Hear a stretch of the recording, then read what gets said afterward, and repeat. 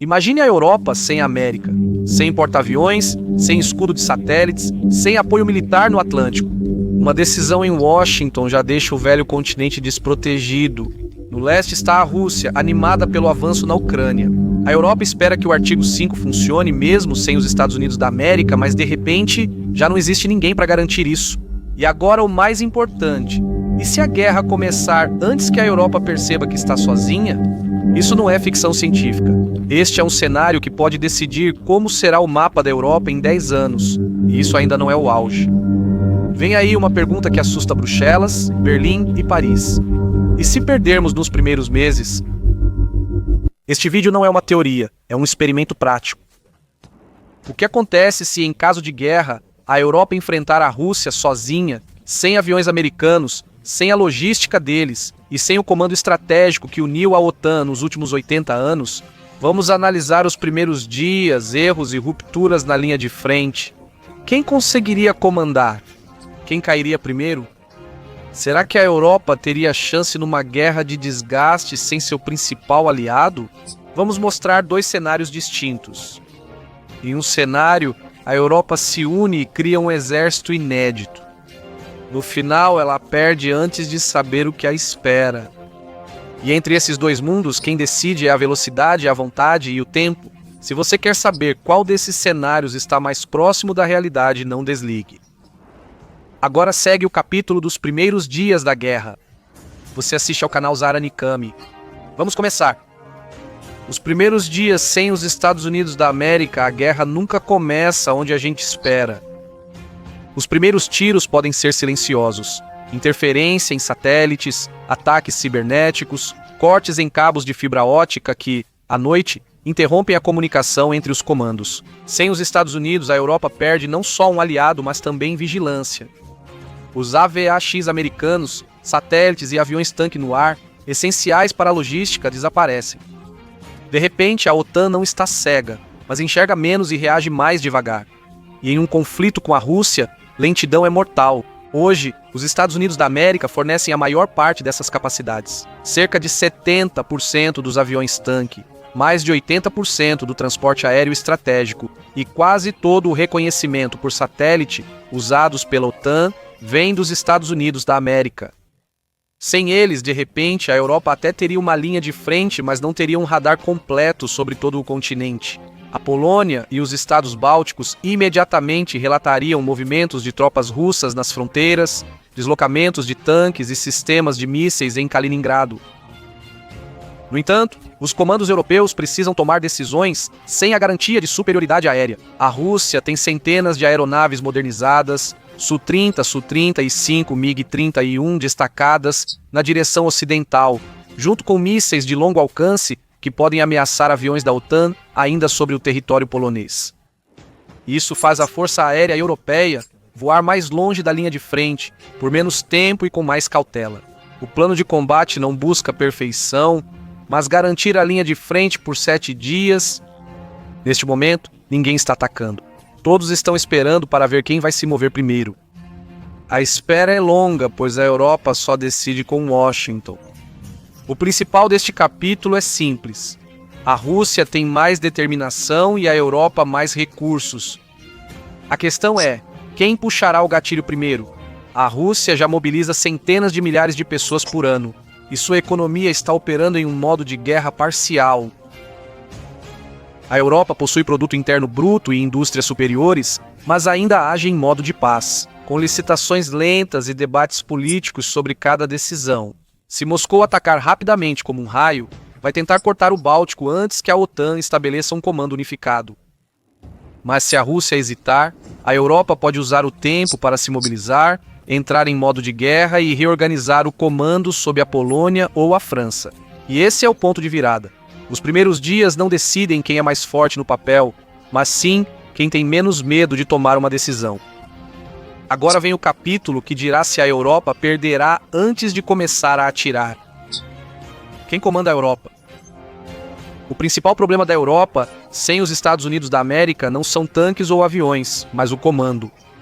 O continente possui 4 jogadores fortes, mas cada um tem posição, interesses e limites distintos. Na teoria, a Europa não é fraca, Juntos, eles têm mais tanques do que os Estados Unidos da América, mais aviões de combate e mais grandes navios de guerra. Mas eles estão divididos em dezenas de tipos, padrões diferentes e doutrinas nacionais.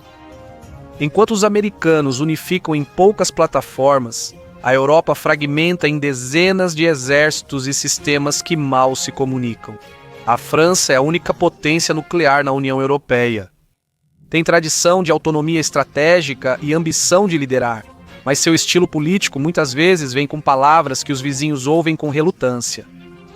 Paris quer decidir, mas o restante da Europa prefere decisões coletivas. A Alemanha tem a maior economia e um enorme potencial industrial. Mas décadas de comodidade estratégica fizeram com que Berlim tivesse os recursos, mas não o reflexo. O exército passa por reconstrução e a cultura de decisões prioriza a paz ao invés do conflito. Por isso, muitos países não o veem como líder confiável. A Polônia é o oposto da Alemanha. Tem vontade de lutar, exército moderno e mentalidade de frente. Mas é um país de tamanho médio e, para parte da Europa, é inaceitável que um general polonês lidere o todo. Não por falta de capacidade, mas por receio da dominação de um jogador regional, que se tornou forte demais, rápido demais. E então há a Grã-Bretanha, que está fora da União Europeia. Mas, dentro da OTAN, ainda é o segundo exército europeu mais importante.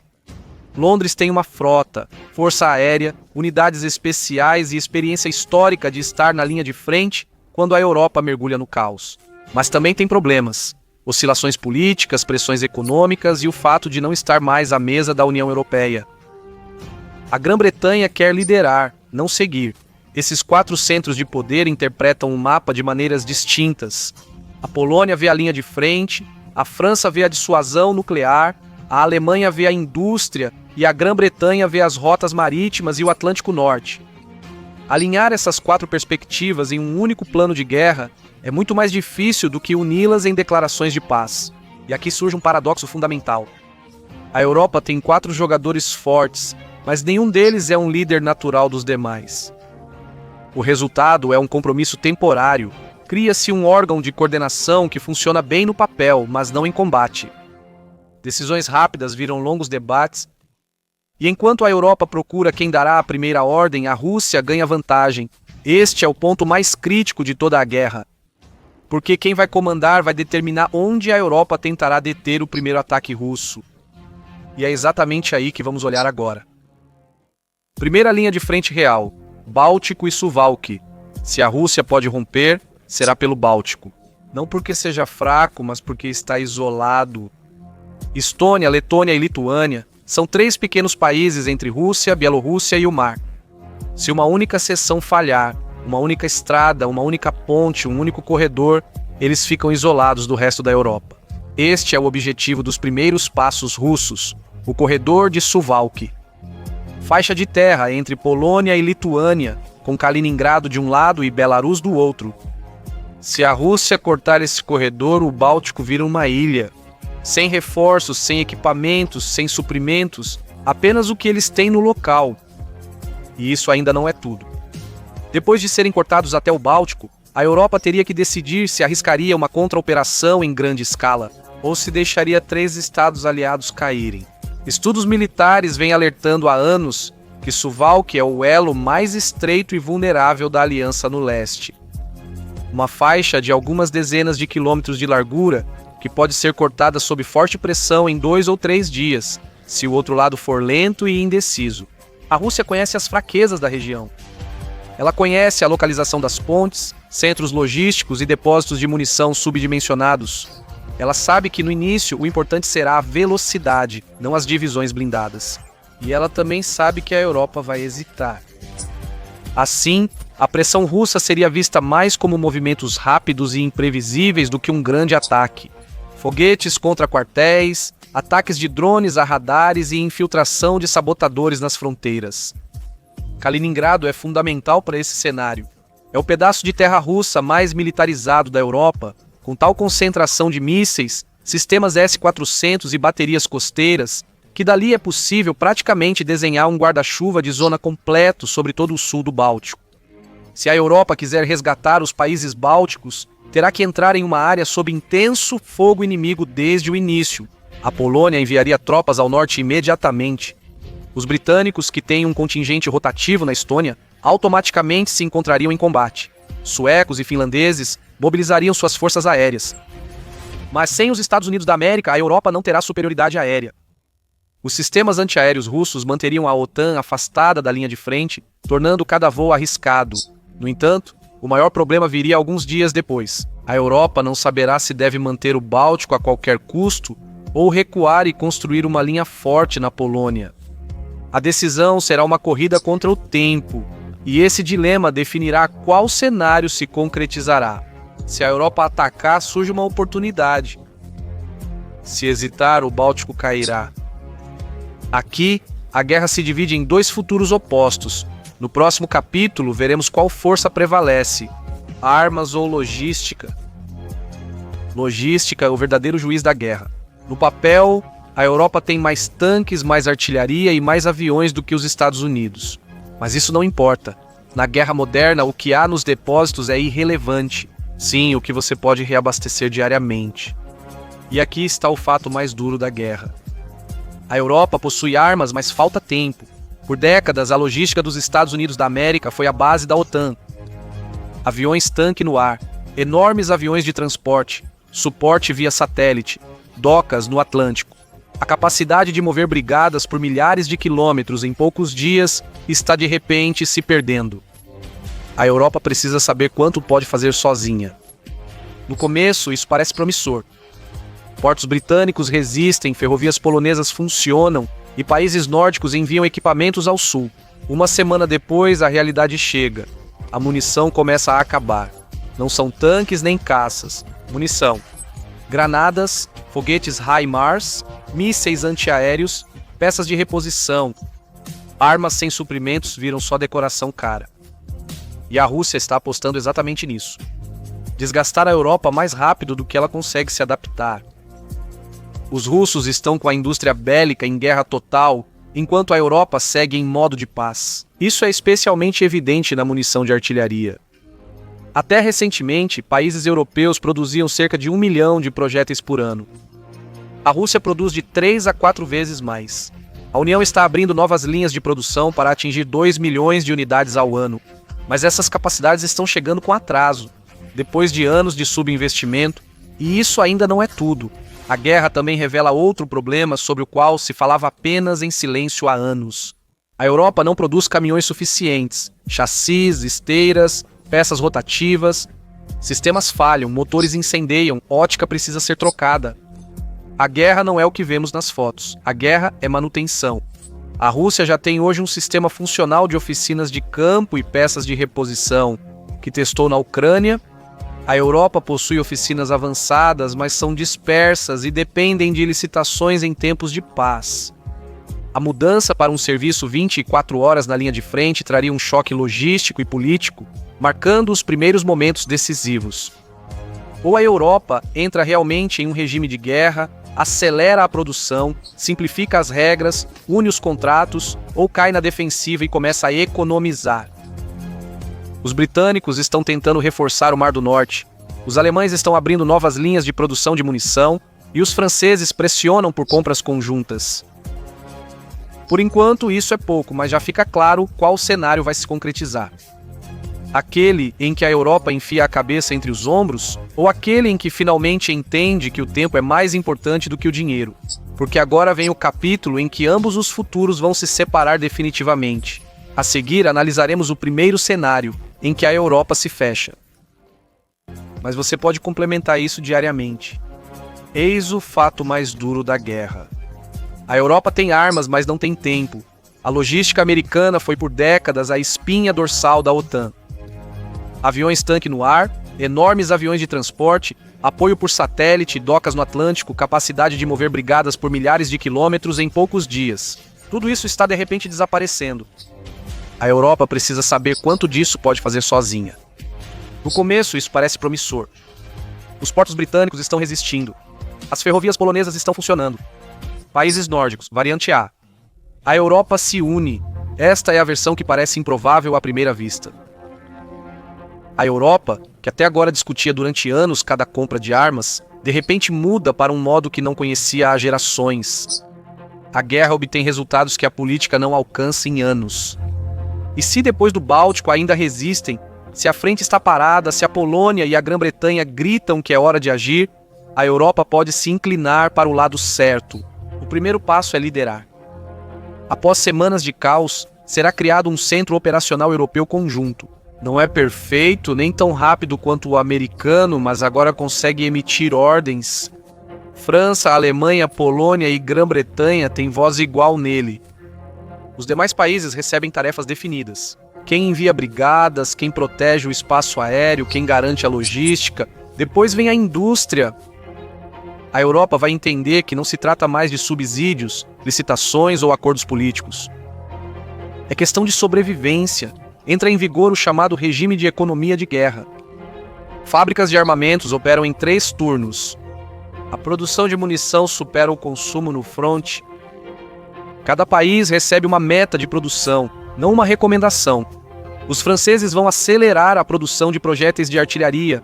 A Alemanha restaurará a produção de peças de tanques e a Espanha cuidará dos drones. Países próximos à linha de frente já consertam equipamentos, o que reflete a realidade atual. A Polônia comprou centenas de tanques K2 obuseiros, K9 High Mobility Artillery Rocket System e lançadores de foguetes coreanos. A Alemanha tem um fundo especial de 100 bilhões de euros preparado. A França e a Itália estão lançando grandes programas de defesa aérea e tecnologia de mísseis. Chequia e Eslováquia viram oficinas de manutenção para equipamentos da Ucrânia e OTAN. Em uma crise total, esses movimentos poderiam se unir em um rearmamento mais rigoroso. E isso não é tudo. Os países nórdicos estão se tornando a espinha dorsal contra a frota russa. A rede de submarinos britânica e norueguesa isola o Atlântico Norte. Finlandeses controlam o espaço aéreo do Báltico. A Polônia é o maior escudo terrestre da Europa na última década.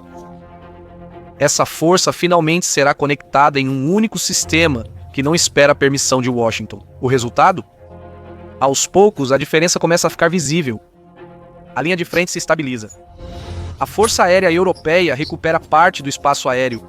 A Rússia sente a pressão, não só na linha de frente, mas também em casa, na indústria e política. A Europa não trava uma guerra americana, mas sim a sua própria. Vai durar mais do que a Rússia esperava, e a cada mês que sobrevive sem perder muito território, joga cada vez mais com sua vantagem-chave. A economia dele é muito maior que a da Rússia. Sua indústria é tecnologicamente mais avançada e sua população é maior. Numa guerra de desgaste prolongada, essa diferença ficaria cada vez mais clara. É nesse ponto que ocorre a virada. Se a Europa sobreviver por tempo suficiente e não perder territórios-chave, a chance de vitória aumenta a cada mês que passa. Não porque tenha uma tecnologia melhor, mas porque tem mais economia, mais mãos, mais indústria. Esta é a Europa que se uniu. No próximo capítulo, porém, veremos o seu lado sombrio. Variante B, a Europa se divide. Este é o cenário que todos os generais temem. Não porque a Europa seja fraca, mas porque a Europa é politicamente frágil.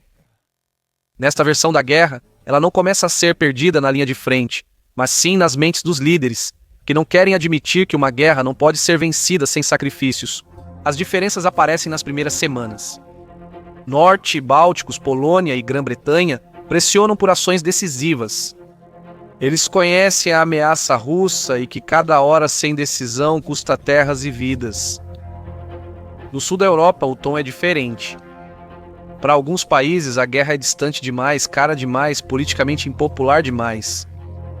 As economias antigas lutam contra a inflação, novas dívidas e o medo de distúrbios internos. E isso não é tudo. A divisão é geográfica e estratégica.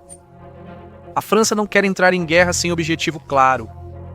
A Alemanha hesita em ampliar a produção. Itália e Espanha recusam enviar tropas terrestres para o leste.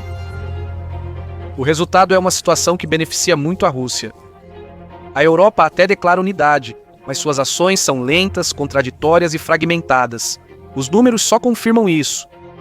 Enquanto Polônia, países bálticos e Finlândia superam 2% do produto interno bruto em defesa, Muitos do sul e oeste mal alcançam ou ainda não atingiram esse nível. Os orçamentos aumentam rápido, mas falta vontade política para convertê-los em brigadas, munição e treinamento reais. Está chegando o primeiro grande teste. O Báltico pede reforços, mas a Europa não decidiu quem enviará nem quando. Cada dia de espera aumenta a chance de que a linha de frente se rompa. E quando ela se romper, a divisão política vai se tornar um problema existencial. Uma parte da Europa quer lutar, a outra quer negociar. E quando essas duas ideias se encontram no meio de uma guerra, o resultado é sempre o mesmo. Paralisia. A propaganda russa explora cada brecha. Ela insinua narrativas de que o Báltico é insustentável, que a Polônia é agressiva demais, que o sul da Europa se tornará refém de uma guerra estrangeira. E essas narrativas funcionam. Não em todos, mas em pessoas suficientes para desacelerar ainda mais a tomada de decisões. A logística apresenta falhas e os depósitos não são reabastecidos igualmente. Os países que têm medo de escalada estão reduzindo os suprimentos. E enquanto o norte da Europa vai até o limite de suas capacidades, o sul as reduz. O resultado é uma espiral lenta, mas implacável. Menos unidade, menos ritmo, mais perdas e, consequentemente, ainda menos unidade. Enquanto o cenário A aposta que a Europa vai liberar seu potencial industrial, aqui ela mesma o restringe voluntariamente. Não porque não possa produzir mais, mas porque parte do espectro político vê a continuação da guerra como um risco maior do que a concessão. Nesta guerra, a Europa não perde por ter armas mais fracas. Perde porque jogam individualmente. E quando a defesa coletiva deixa de funcionar, a Rússia consegue exatamente o que quer. Tempo, espaço e vantagem psicológica. E é exatamente aí que aparece a pior verdade de toda a guerra. A Europa pode ter força, indústria e exércitos determinados. Se cada um puxar para um lado, a linha de frente não se mantém politicamente nem militarmente. Conclusão: a guerra da Europa contra a Rússia sem os Estados Unidos da América não é uma questão de técnica. Não é uma questão de número de tanques, aviões ou lançadores de foguetes. É sobre velocidade, coragem e união. Vimos dois futuros que podem se separar já nas primeiras semanas do conflito. No primeiro, a Europa se une. Ela supera barreiras, unifica o comando e faz a indústria operar em ritmo não visto desde meados do século XX. Grã-Bretanha, Polônia, Alemanha, França e países nórdicos formarão uma aliança para resistir à Rússia. O tempo é a mercadoria mais valiosa nesta guerra. Se a Europa conseguir ganhar tempo, pode vencer. No outro caso, a Europa se dividirá, politicamente, economicamente e psicologicamente. Uns vão lutar, outros vão recuar e alguns esperarão por uma solução diplomática. A linha de frente será rompida nas mentes, não no campo de batalha, e a Rússia vai se beneficiar disso. Não porque seja mais forte, mas porque a Europa vai deixar de agir como um todo. E aqui chegamos ao verdadeiro ponto do vídeo. A Europa já tem força suficiente para se defender sozinha hoje. Ela tem indústria, tem tecnologia, tem uma geografia que joga a seu favor.